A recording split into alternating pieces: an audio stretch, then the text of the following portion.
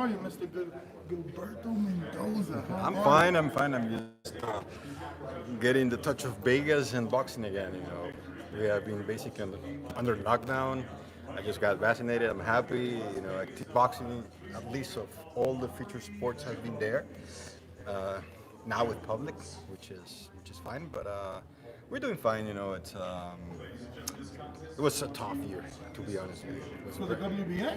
well, but we had a lot of fights. But I mean, for the people that work, we haven't been able to meet. This is our centennial year, it's 100th anniversary, and we haven't been able to do a formal meeting.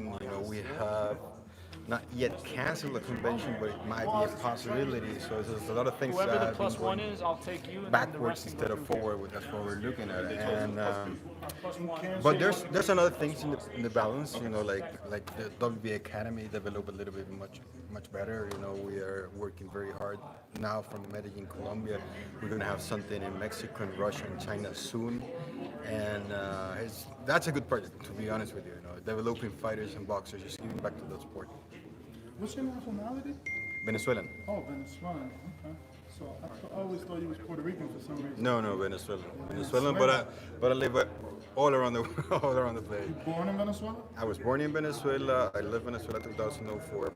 I stayed back and forth in Tokyo. Then I stopped in Panama. Stayed there for 11 years. Now in Medellin, Colombia, and perhaps in the near future, going to move formally to the United States. Wow. Vegas, perhaps. Amazing. Vegas is my top city to be Tell living. us, how did you get started with the WBA? With my father. Boxing has been a passion for me since I was, let's say, 7, 8 years old. I had the chance to meet Larry Holmes, the big promoters those days, like Don King. For me, they were like idols. Even Bob Arum went to my house when I was just growing up, and I was in high school. I heard a lot about the negotiation going back and forth, and then my father, I graduated from the university as a computer science degree, and then I started working with my father in boxing by accident. To be honest with you, I was just on vacation from my regular job, which was I used to work in a rum company where they produce rum, and I was basically in charge of physical distribution. And one day I was on vacation and I was not doing nothing. I was just used to the routine of waking up early. So I went to WBA office, which was the president office at those days, and for some reason I just started picking up the phone and doing. So your father was the president before you? Yes, and then I applied a little bit of computer science to the office, and from that point on, having the passion and being a huge sport fan and being able to work it, that's the way I started. And then my father is, like, say, the bridge for me to be the president, if you want to talk it that way, because I was his right wing basically when he was alive, and when he had the cancer, obviously, I had to take over. I had to supposed to do a directory, but everybody knew I was working with him for like 4, 5, 6 years, and I was lucky enough to get respect and I got elected. And here we are. So I've been wanting to interview you for years, for many, many reasons, but obviously today you're the hottest button topic because everyone wants to know, will you reinstate Manny Pacquiao? He was put in champion in recess, but the champion you elevated hasn't fought or defended the new status. The champion you placed in recess. I know, I understand. I understand that. We're working on it. There's a high probability. I cannot answer to that because we're a collegiate body at the end of the day, and it has to run through a championship committee. It has to be voted before taking any decision to the president. I'm just waiting for it. I know Sean Givens representing Manny. They have written a letter formally to be placed back in it. The idea was them to fight, but I don't know what happened. Initially, the plan was Ugás to fight Pacquiao, but now Spence fights was announced. It's going to be a mess. I gotta wait until I receive something in order to answer. Now, Telling you one thing. The rules state that if the champion is in recess, the regular must fight the interim, right? Yeah. But it says in special cases, maybe if the person or if the champion in recess is fighting someone worthy, you guys can then take the vote, right? We can take a vote, but it's a high possibility. But to be honest with you, what's going on in boxing today? Like, for example, we're standing here outside of second way in, which is basically for media, which is needed. But at the end of the day, the real official way was done at 9. And there's a lot of things that are changing, and there's a lot of things about rule that we have to be flexible with it, because sometimes they are really good for some things, but at the end you have a court deciding the opposite of what you do. So we basically are taking everything in discretion, and we work a lot, on case by case situation, and it's obviously this is a case by case situation. Basing from that rule, of course, it's a possibility. I got to see what we're going to work on it. But to have an answer immediately is going to be difficult. Now, obviously, another thing the WBA takes criticism for is having a lot of different WBA titles. That's right. Maybe I want to say before Daniel Jacobs versus Gennady Golovkin, WBA had a ruling that they were going to do away with the regular champion and they were consolidating those belts. Instead, we've seen the emergence of the Super no, not the Super, but we've seen the emergence of the WBA Gold, which Virgil Ortiz has now. Virgil, Ronnie Rios. So, what happened to the consolidation? What I was talking about, no, it was not being able, it was not feasible at the end. I tried very hard, but it was impossible because all promoters have an interest in the sports, and the commercial part sometimes rules, And When you say you tried very hard to get rid of them, you mean you got I was resistance trying to from the make promoters? From the promoters, and I was trying to make box up between all of them, but all of them have an agenda, and everybody knows that it is. We made a mistake of creating a lot, and now we're having a lot of difficult times to consolidate everything. I'm not going to lie about it. There's a flaw that we have to correct, and I'm looking forward to do it, but I'm not going to promise you something I can't do, because that's the way I work. And when I have been like in the heavyweights, I was just trying to do a box-off recently, but everybody had a different agenda, and everybody had a different mind regardless. Matchroom had an idea with Joshua, Don King that represents Trevor, had another idea with it. There was a lot of things that Char wants to come back and get a shot at it, so I proposed like a tournament, and if I propose that tournament, basically, I'm going to end up vacating a lot of titles, and vacating a lot of titles means I'm going to have a lot of lawsuits that I have to take care with. And if I got to be honest, because so I'm straightforward. You're saying if you propose a tournament, the champions can vacate and sue you? Yes, that's what basically happens when you do that. Yeah, what basically happened. I will have a formal ruling, but everybody's entitled to do it too. And I have to defend in different fronts. So it's not an easy job as people think. It's just take it out and back it and do it. It's not like that. I'm taking my mistake in the part that we created a lot, and we're trying to consolidate.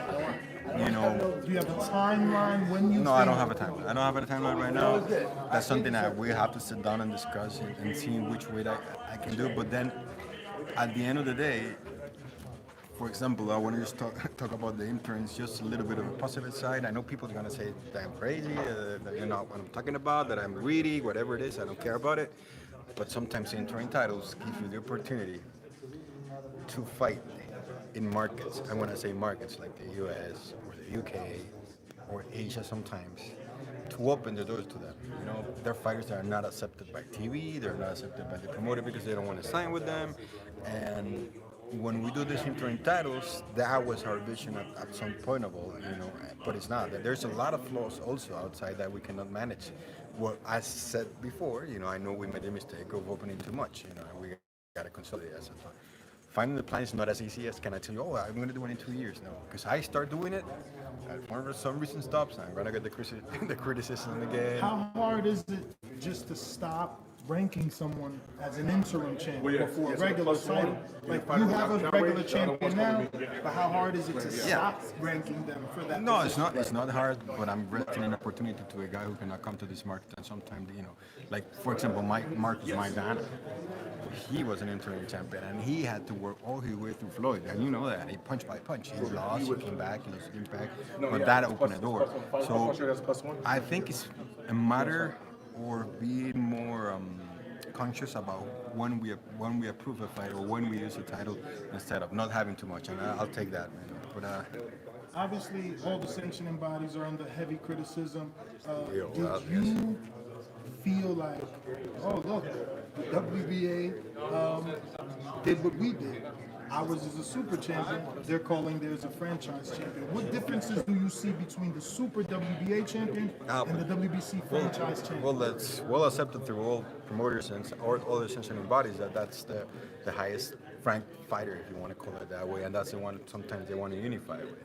Because the way I see it is kind of an analogy with gold, silver, and bronze, if you want to look at it that way. Because my idea was trying to bring those brackets that they have in amateur championship and do something with the professionals. Because sometimes I've seen that pros are somehow take to a point where they don't face too much caliber of opponents in certain fights, and the way they earn it is because either they can bring tickets, they can bring fans, or the TV likes them because that's a reality at the same time.